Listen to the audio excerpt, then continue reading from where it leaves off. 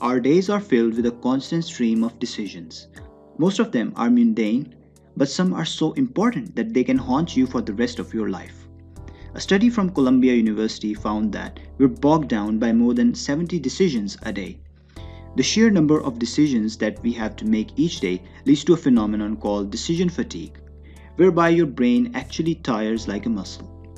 Bronnie Ware spent her career as a palliative care nurse, working exclusively with the people who were 3 to 12 months from death. She made a habit of asking them about their greatest regrets, and she heard the same 5 regrets time and time again. By studying these regrets, you can make certain that you make good choices and don't fall victim to them yourself. When you make your decisions based on other people's opinions, two things tend to happen. Either you make poor career choices, or you fail to uphold your morals and your ability to stay true to yourself.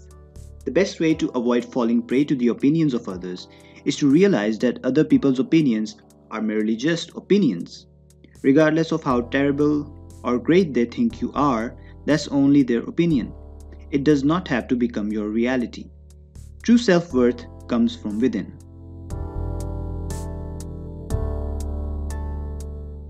Working hard is a great way to impact the world, to learn and grow, and to feel accomplished and sometimes even to find happiness. But it becomes a problem when you do so at the expense of the people closest to you. Ironically, we often work hard to make money for the people we care about, without realizing that they value our company more than our money. The key is to find a balance between doing what you love and being with the people you love. Otherwise, you'll look back one day and wish you'd focused more on the latter.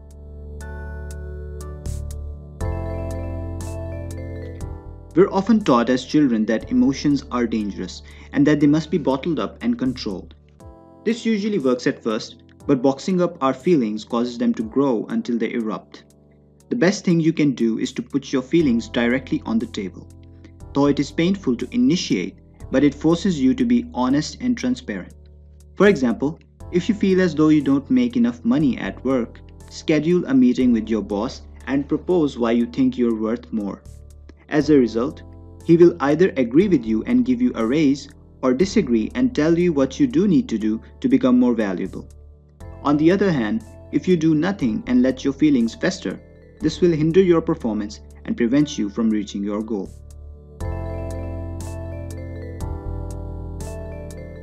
When you get caught up in your weekly routine, it's easy to lose sight of how important people are to you, especially those you have to make time for.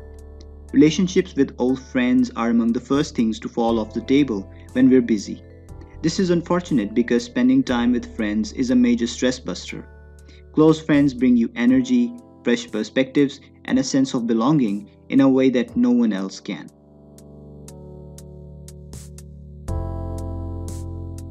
When your life is about to end, all the difficulties you face suddenly become trivial compared to the good times.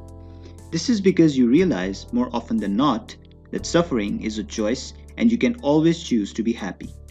Unfortunately, most people realize this far too late. Although we all inevitably experience pain, how we react to our pain is completely under our control, as is our ability to experience joy. Learning to laugh, smile, and be happy, especially when we're stressed, is a challenge at times, but it's one that's worth every ounce of effort. Some decisions have repercussions that can last a lifetime. Most of these decisions are made daily, and they require focus and perspective to keep them from haunting you.